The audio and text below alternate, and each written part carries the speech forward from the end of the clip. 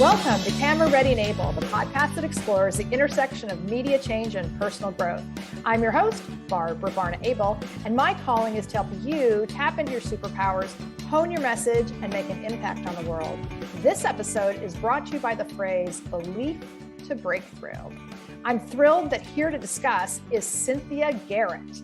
Cynthia is a TV host, producer, author, social activist, ordained minister, highly sought after speaker, and a graduate of the USC Gould School of Law with a certificate in comparative law from Oxford University. Cynthia is also an extraordinary communicator. She was the first African-American woman to host a late-night talk show on network television with NBC's Later with Cynthia Garrett, is a frequent contributor on political news channels, and hosts The Sessions with Cynthia Garrett, airing weekly on TBN and GIRL CLUB streaming on multiple platforms, including her own CGM TV YouTube Channel. Welcome, Cynthia. Hi, Barbara. Oh, it's so good to see you. It is fantastic to see you because it's been decades, but thanks to social media, we get to sort of keep up with each other. So exactly. we can share with everyone how we really do know each other and why I'm so thrilled that you're here. And the introduction barely scratches the surface of all that you are as a human being and that all that you've done. But Cynthia and I go way back. So Cynthia had one of the greatest tapes I'd ever seen when I was working as the head of talent development at VH1. It crossed my desk and I said, I need to know this woman. And I hired you at VH1. You did. And the crazy thing is I was just sharing about that earlier on my podcast. And I have to tell you, it was that, I speak into the lives of a lot of young women. And, they all have a dream, right? And many of them are artists. So actors, actresses, I guess they're all actors now, but, I'm old school. I still call them actors and actresses. Sorry. But I mean, singers, writers, and they all always want to know, well, how did you start? And so I'm really fortunate that I can tell a really good story because women like you who were really in control of some things back then, you've spoken to my life too, Barb. And I never ever miss an opportunity to share that I was very fortunate to be hired by women. Oh, I really appreciate that. But I actually, on a really practical, tangible thing, want to point out to people something that you did that I still have to remind people to do is you actually created a sample of the thing. You said, I want to host a talk show. I still hear that all the time from people. It's a big dream and it's a noble dream, but I tell everybody, go do it. You can host a live version like at a comedy club and film that, whatever that is. By the way, this was like 1990 what? I mean, this wasn't easy and you went and did it. And so my point was, I get this tape of you hosting, you just created it and it was phenomenal and we hired you. And so it takes a lot of like time and effort and skill to actually successfully execute something. But the point is you have to start with understanding I have to create something for people to see what I can do. Yeah. And look, and I think, you nailed it. Back then it was really hard. I had to go and hire cameramen who had to get cameras and sound equipment. Now, young people walk around with an entire studio in the palm of their hand all day long. They can make movies on phones. They can do all of this stuff. Think about, I remember working at the channel, being on a remote shoot, and the cameraman had a ring light on his camera, which introduced me to the best lighting I've ever been under in my life. And I freaked out because I'd never seen one before. Well, now we go to Best Buy, we buy the little portable ring lights and set them up near our computers so that we can all look good because the whole world has gone digital and streaming. It's kind of crazy, the access that young people have today. And then a lot of them have excuses. And honestly, Barbara, the thing I found back then, and I still believe it today, is excuses are the outs that we give ourselves for being too lazy, too afraid, or too broken in our own mind to just go out and go for what we really want to do. Well, I want to go back for 1 second. It's not only the young people have access, we actually all have access. True. And so to your point, I actually want to broaden that because I think that we can use ageism, any number of reasons as our excuses for not to try.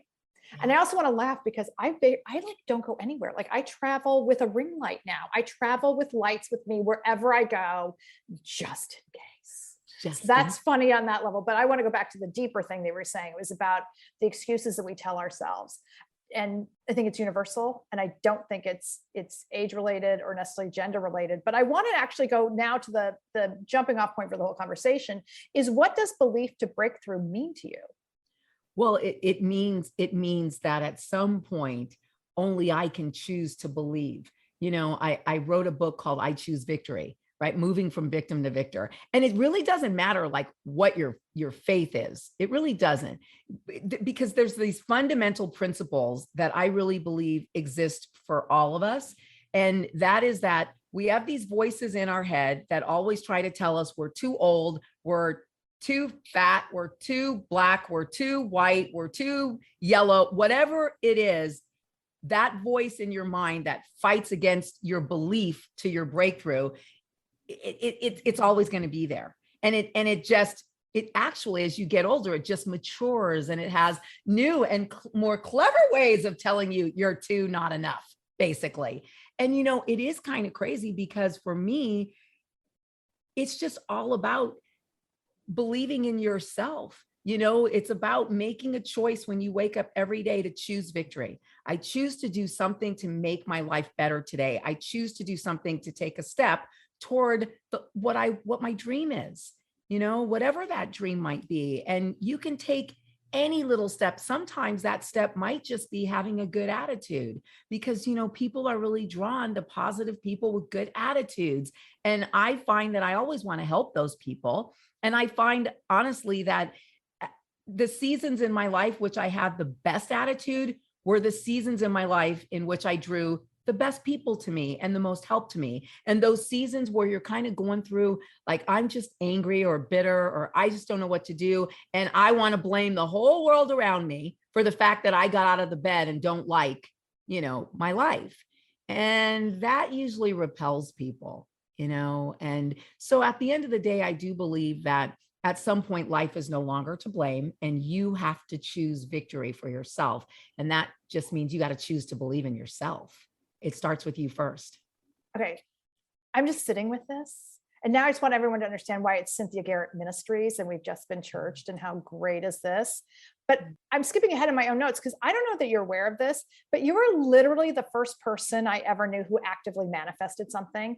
And it relates to all this. It goes back to your story. And I don't know how much of you want to even go into it when you were in Italy, but that's the first time I even understood that one could speak something into existence and the power of your faith. And this, I'm not kidding, Cynthia, I've carried this in the almost 30 years since we met. Oh, well, okay. So I'm very weepy in my older age. That really, thank you. That moves me, Barbie, because Barbara, I've known you so long since you were a young girl and I was a young girl and I called her Barbie and she's so much more mature and successful now. But you know, it brings such a loving, warming feeling to hear you say that, because I do feel like we kind of got to grow up and share a space and a lot of life, important life for me together. And I had a dream as a little girl, and you and VH1 were literally the first door to open in that dream. And I had lived through something really horrible before I got to you guys. And I lived through a very horrendous first marriage and divorce, and it was abusive. And I found my faith in a prison cell in Italy. And then it was like God said, okay, go. And it's like your mission, should you choose to accept it, is to overcome every reason why you could choose to be a victim. Because yes, you've had a lot of victimizing events happen in your life. Or you can understand right now today, and don't waste a lot of time, that only you can actually choose victory. No one else could have chosen victory for my life, because even if you gave me a job at my dream, if I went there with all of that victimization all over me, I would have either repelled you and the job away, or honestly, I would have just self-destructed or destroyed it. And so that's kind of why I realized, like, only we can choose the belief that gets us to our breakthrough. Only we can really choose. Like I believed in myself, and I believed that I believed that God had a plan for my life.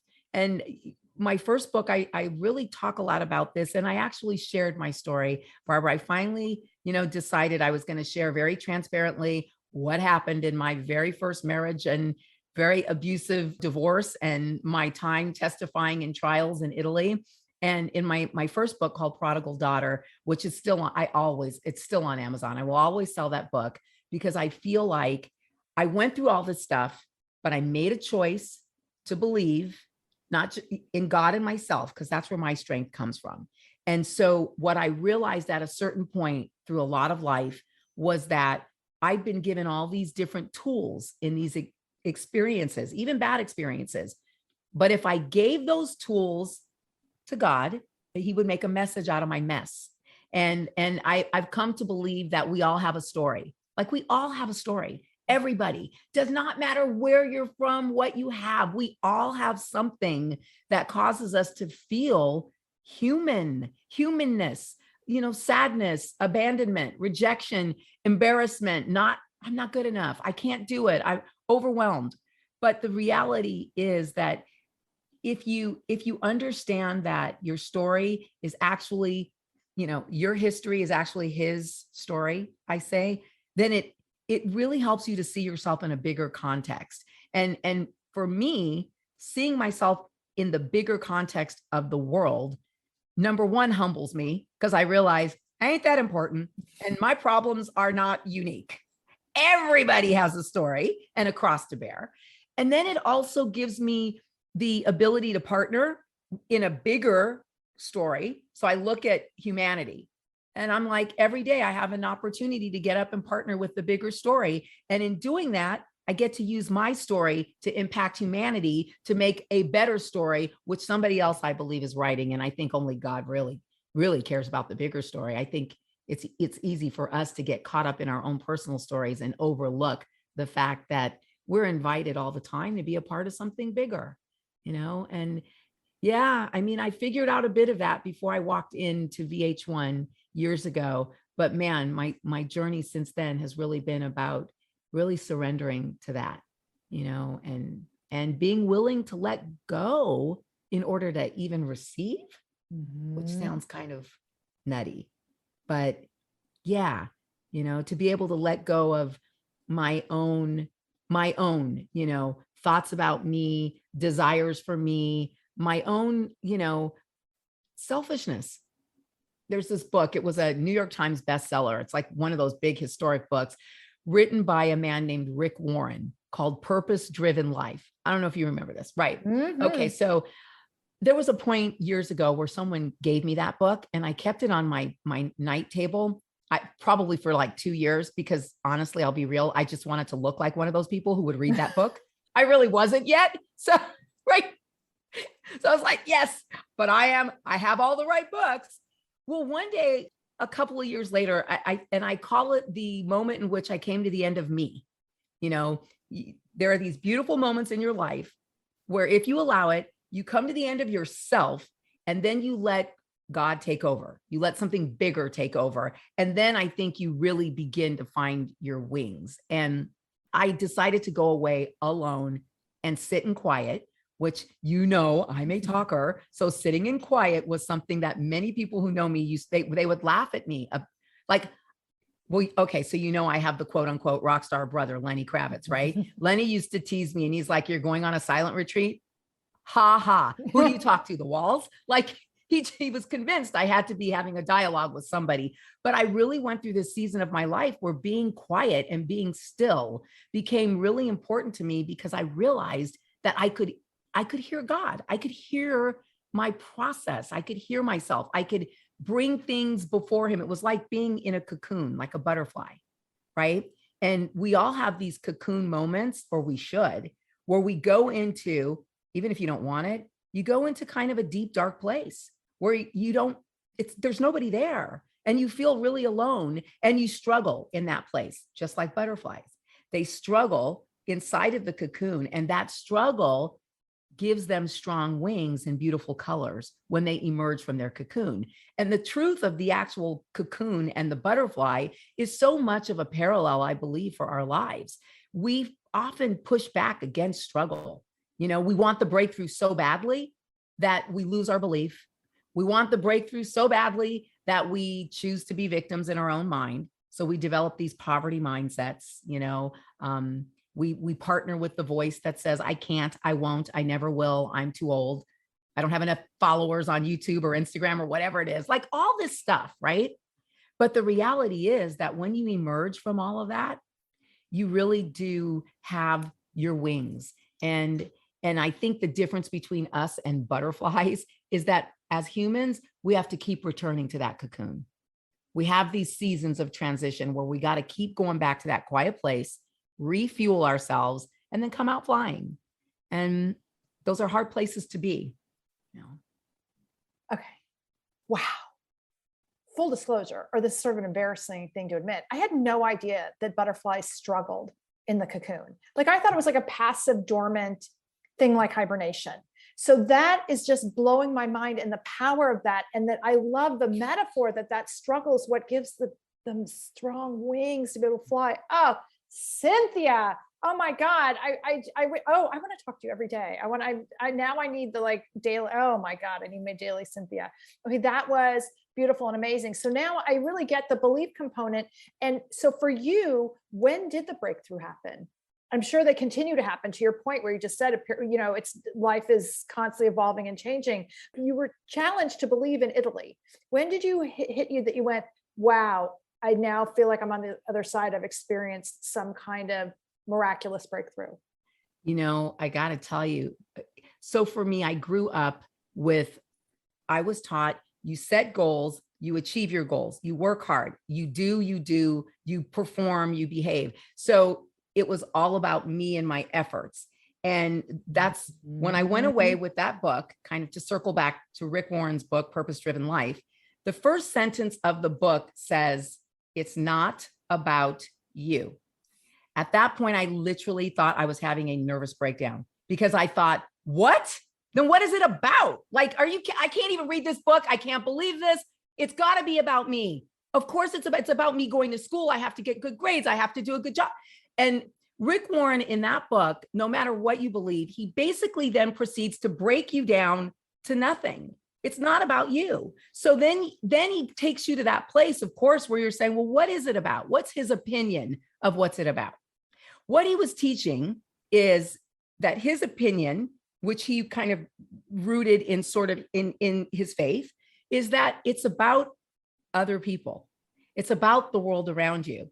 And for the first time in my life, he showed me myself in relationship to the world around me. And he showed me, you know, there's a beautiful part in the Bible that says, I'm the vine, you are the branches. If you abide in me, I will abide in you, and you will bear much fruit. And apart from me, you can do no good thing. That, and then there's another one that says, it talks about how we're all a part of the body, of God's body. And the eye can't say to the foot, I don't need you. And the foot can't say to the hand, well, I don't need you. I'd be a lot better without you. Or, oh, you're not a nose. We don't like you. We don't want you on the face.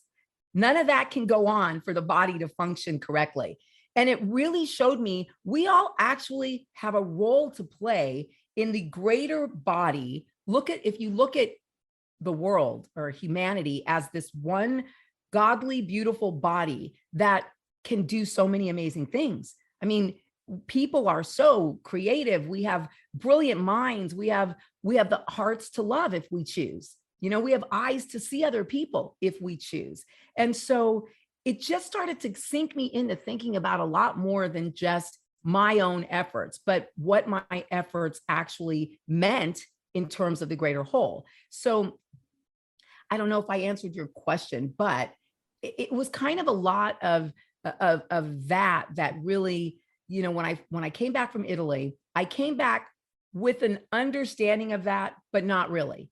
I just knew that I'd found faith. And the first way that faith worked for me was to get me to believe in myself and my dreams. And so that just gave me the childlike ability to go for it.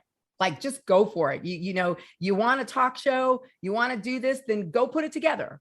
And then I just went out and convinced people, like, this is what I want to do. This is what my goal is. And I know that I need tape to show people, because people react to what they can see. Most people can't actually imagine what you want them to imagine. We Correct. live in a very visual world, as I know. And you and I have learned this in the industry, right? You can't go in and pitch a TV show anymore. You have to go in with some tape. They want to see what you're talking about. So I came to you kind of, I don't know, maybe 20%, formed, but I had a faith. And that faith gave me a belief in myself. And that belief in myself gave me the ability to not give up, because I didn't want to give up on myself or my dream. But then there came this point along the way where I had experienced a lot of red carpets. We had a great time at VH1. I mean, Barbie, I talk all the time about just the the rehearsals we used to see that were full-blown concerts for other people, yet they were private, intimate moments for us with like Elton John, Stevie Wonder, this person, that person. And I felt like I did all these things that were a part of my childhood dream. And then, I had this experience, and I came home from that experience in Italy with a baby. So my son was a part of all of this. But there was a point years into it where I just looked in a mirror one day and I thought, the things that we want in life and the things that we are tempted to define ourselves by are not the thing. It's not the thing. And I kept kind of going back to that. Like, I'm so grateful for this career, but who am I without it? I felt a little bit lost, and I felt a little bit defined by the career that I worked so hard to build.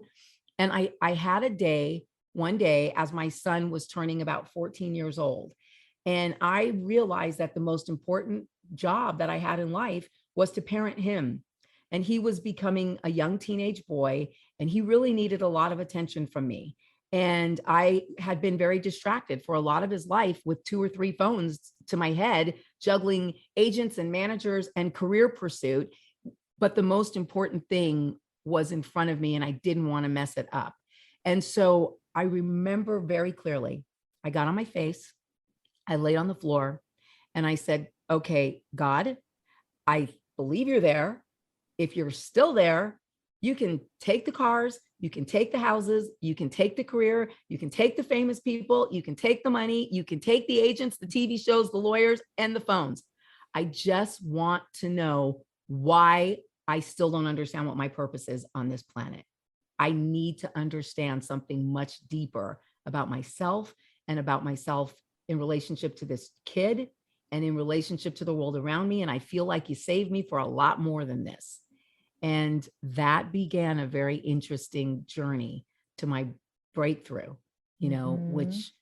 which leaves me really able to sit here today. And, Barbie, it's amazing. So what?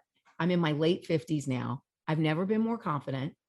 I've never been more secure. I've never felt like when I'm on I do these TV series through my nonprofit. They're inspirational. I don't know who's watching. I don't know who's not watching, but I know that the women who write in and the men say things like, you're impacting my life. I was sexually abused also. And they say to me, the fact that you're so open about how you overcame the shame and the embarrassment and the low self-esteem of your sexual abuse or your rape as a teenage girl is just mind-blowing to me. Thank you. Oh, wow. Cynthia, you're helping me walk in identity. I mean, all the things that I feel like I really struggled with. I struggled with walking in my identity, all through Hollywood, on all those red carpets. The butterfly in me was like still struggling. And I don't think I really broke out of the cocoon until I said, God, take it all. Just give me more faith. Give me more belief. Give me the ability to really break through in a way that matters in this world, that touches other people, that impacts communities. And mostly that would impact my son so that he would grow up to be the man that I really believed in him to be. So I had to surrender a lot of my life to actually even see his life be what it is today. And you'd be so proud of him, Barbara. Oh my gosh. I haven't seen Christian since he was a little. He was little, and I think he kicked Liani Chazo on a set filming because he didn't like that he was getting close to his mom. Oh, that's hilarious. But I do want to go back to, because it circles back to what's going through my head. The intro to this and Rick Warren was the breakthrough for you to understand that your gift is to communicate and to share these stories. And that as you do, that it's your place in the world and the impact and the ripple. And so everything, the steps, so it's like VH1 and the TV shows were not the end result. It was just a step on the path, because those lessons made you a more effective and slowly but surely a more confident communicator. Yeah. Wow. And that's so powerful for everyone to hear, because we get very focused on, that job is the thing. And it's like, no, the job is going to be an experience. And if it's the right thing, it's part of what shapes you into your purpose and what you're meant to be doing or not. And that experience will shape you as well. But that is so powerful. So again, so you have, like, you're on the floor and you're like having this incredibly intimate, raw conversation with God. Can you remember, is there a moment where you said, oh my God, I feel it, that I have received the breakthrough? Or is it something you realized in hindsight? No, I think the actual breakthrough was getting on my face and realizing, okay, I can't do it. Hey, God, actual surrender. Yeah, you need to be real, God. I'm on my face. I'm done. I don't want to do this another day without understanding the deeper things about my purpose, because I mean, look, and this, like, we walk into your office as young people and older people and CEOs and corporate executives and all these people, they come to you and what they're all saying is, I need to communicate. And what you try to do is to get us to tap into something deeper inside of us so that our communication is so unique, so authentic, and so full, we get the job, basically, right? Well, the experience of Hollywood, if you don't understand these lessons, will basically tell you what to communicate. And then you don't get the job because you're never going to be authentic, because you're sort of bouncing around doing what everybody tells you you should do, when in reality, what everyone needs is the different messages that come from your life. I often say that all these experiences for me, I realize now, are tools in my tool belt. Mm-hmm. So when I show up in a room to communicate, I don't even need to prepare per se, because it's in me. I've lived it. They're the tools that are my weapons. And whatever room I'm in, I know which weapon to take out and shoot. I know my audience. I know who I'm talking to. What do they need to hear? It may be different than what those people over there need to hear, but it's all the same. It's all the same message that comes from the same tools. And I think that's where, man, you got to really, part of breakthrough, I believe, is understanding that the good, the bad, and the ugly of your life that you've lived through, those are your tools, man. Don't despise those tools. Don't despise those humble, small beginnings. That's where you build. Oh, wow. That's beautiful to bring those all together and to not silo or dismiss or pretend, because that happens a lot. I pick up that energy with clients when there are aspects of themselves in their lives that pretending not to exist, and you can read that energy.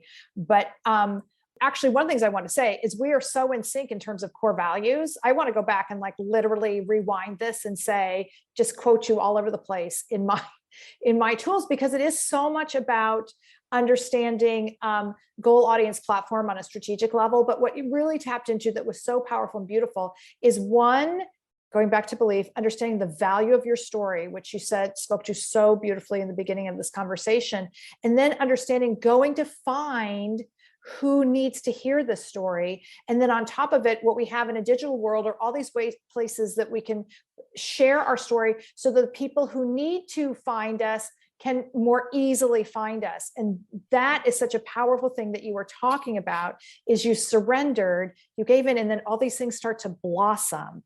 But that is the thing, is like you are sharing the story with me today, somebody who needs to hear it today. And then anyone who's listening to this podcast, that is the power of that. And I think one of the things you're talking about when we talk about Hollywood and whatever that means is that a lot of times we spend too much time chasing validation and external things. And we're not talking, that's not the right audience. We're not in the right place for our story. And so again, what you've shared so beautifully here is that there is I'm getting a little chill, because there is a place for everyone in their story. Sometimes, I guess we pivot and redirect, but other times, to your point, beautifully said, we sit quietly under the Bodhi tree. Yeah. And we allow the message to come to us to tell us maybe where we need to go, or to be open to the experience of like a little, trial and error. Yeah. Well, I think trial and error is part of it for sure, but trial and error, I mean, unfortunately, I don't really think human beings learn when everything's perfect. I think we learn in trials and errors. That's one of the reasons why I don't believe in failure, which everybody thinks I always sound so namby-pamby when I get that question on a podcast or an interview. And I'm like, you know what? I've been around the bend so many times, and now I can say it really is all a learning experience. Mm-hmm. The other thing I want to go back to that you said too, that was so beautiful in that example from the Bible about we can't disengage. The ear can't say, I don't want to be a part of your head anymore. And feet, we don't need you. Because a couple of things came up. One, as women, I'm sure it happens to everybody, as women, one, we are so often at war with our own bodies. Mm-hmm. So that was so beautiful and powerful when you said that. And that, in fact, doing the deep work of really radical self-love and acceptance. And two, then the broader thing that it's like what you're talking about too is about healing on such a global level. And we're living in a time where we're so fractured. Yeah. Because I got to tell you, even now, there will be people listening who hear Rick Warren and will roll their eyes and be, I can't listen to that because he's evangelical, and that I have to dismiss all that instead of stopping and hearing, going, we may not see the world the same way, but there's value in the message. Totally. I mean, I read, oh my gosh, from Tipping Point to, I've read so much stuff. And what whether it's Christian, whether it's based in Christianity from a Christian author to, a secular author or an atheist, a scientist, a psychologist, a philosopher, doesn't really, matter. One of the beautiful things that I love about Nelson Mandela is I don't think there's anyone around the world who would bristle at anything that's come out of Mandela's mouth. Right. Before he died. I mean, he just was like a well of wisdom, right? I never even knew if Mandela had faith or not. Well, in the last 10 years of my life, part of what's happened because of one of my programs that airs around the world internationally is I started getting invited to speak in large churches, like 40,000, 50,000 person conferences in Africa, South Africa.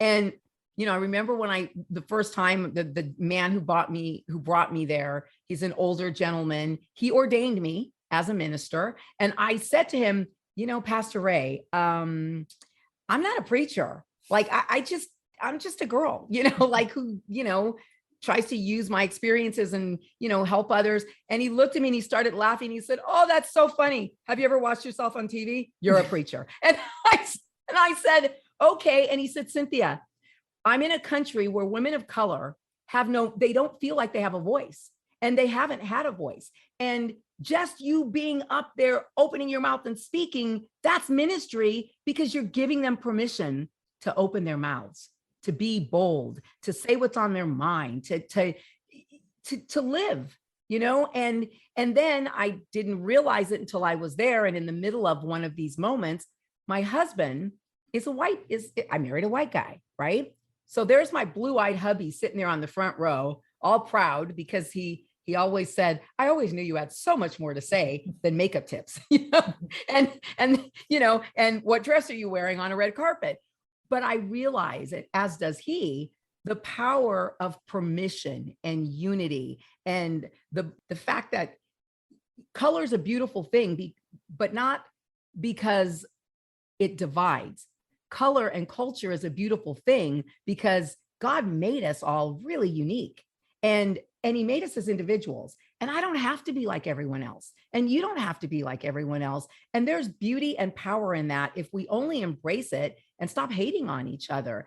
And so, in terms of anyone who writes anything that I feel is wise, I'm going to read it. And even as a Christian, I want to be open to hearing what other people believe, because I think one of the worst things I could do as a Christian is be so focused on teaching you my way that I don't understand that there may be a way that brought you to today, and I can't just throw that away. I need to actually engage and listen, and people share and they change and they grow from relationship, and no matter what faith or religion people embrace, I do find that there's not enough embracing of actually just like loving each other, and love, I spell love Time. And Time means you get dirty, you get woken up at 3:00 in the morning, you get inconvenienced when they call and say, well, I need a ride home, I'm drunk, I can't make it. There's, it's like raising kids, it really is. I think that's how God sees all of us. It's like raising children, and oh my goodness, and I don't know. I think that sadly, we all are so tempted to put God in such a small box. And I never believe I know everything, because then I would have to be saying I've figured God out. And I just am sure that the day that comes out of my mouth, he's going to strike me down dead with a lightning bolt. So I just try to keep it really fluid. And I know what I believe. I know what has worked for me. I know what feels alive in me and through me. And that's okay for me. I love when someone else finds their faith, or I have experiences where, I get to see people come to faith, and that's beautiful and amazing. But it's a big dialogue around this. And I brought up Mandela real quickly, going back to that, because I always admired him. I never knew what his faith was. And when I started going to South Africa to preach and speak there, the man that brought me over, Ray Macaulay Sr., he and Mandela were very, very good friends. And Pastor Ray has served as the advisor to every president in South Africa since de Klerk. So he was a part of ending apartheid in South Africa. This man is such history. And I asked him one day, I said, well, I want to know all about Mandela. Talk to me about when apartheid was here. What was it like when the lights would go off in the cities and the curfew would be on? And he just shared hours and hours and hours of stuff with me. And I asked him, I said, well, was Mandela a Christian? What was he? Because how did he come out of prison? And how was he so loving and kind and peaceful? I mean, I think I would have been a little bit raging mad, right? And he said to me, he goes, he said, yes, he was a Christian. And I said, how come I never knew that? And he said, he never talked about his faith.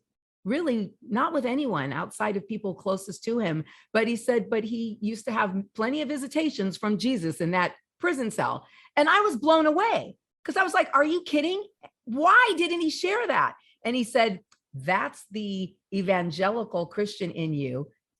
He said, and everyone exercises and expresses that differently. He said, for Mandela, he felt like his faith was so big and so transformative and so deeply personal that it would trivialize it to share it on political platforms and to use it as something to influence other people. And I remember sitting there and I thought, this is the antithesis of everything that I see every political leader doing. It kind of blew my mind. Everyone says I'm a Christian. And then, the Bible says, by their fruit, you will know them. I have never seen so much rotten, spoiled fruit in my life from people calling themselves Christians. I'm like, no, I beg to differ. That is not the fruits of the Spirit of God are kindness, joy, love, peace, patience, humility, gentleness, meekness, and self-control. I nailed all 9 of them. That's Bible. How many people do you know in your life, whether they call themselves a Christian or not, who walk in that spirit every day? Get me on the 405 at 5:00 in the evening in Los Angeles. And trust me, you are going to see a lack of patience, whole lot of no self-control. And it ain't very peaceful or loving, but we're called to something deeper, all of us. And I don't know, Barbie, I feel like God gets a bad rep in the world that we're in. And sometimes I apologize that we're the best he's got to work with. I want to thank you so much for spreading the good news today. You're welcome. And I love that a podcast lives on, and the joy that you can listen to it over and over and over again. This is so great. I hope that this is only our first conversation. Me too. I want to see you and stay connected and not lose contact for 10 years again. You'll be coming back. Thank you so much. Everyone, please, in the show notes, I'll have all your information, Cynthia. And I want to thank you for listening to Camera Ready and Able. If you are interested in coaching or brainstorming support for you or your team, please shoot me a note, and please be sure to visit abelintermedia.com and download my free ebook, 12 Tips for Success on Camera. And as always, hit the subscribe button if you haven't already.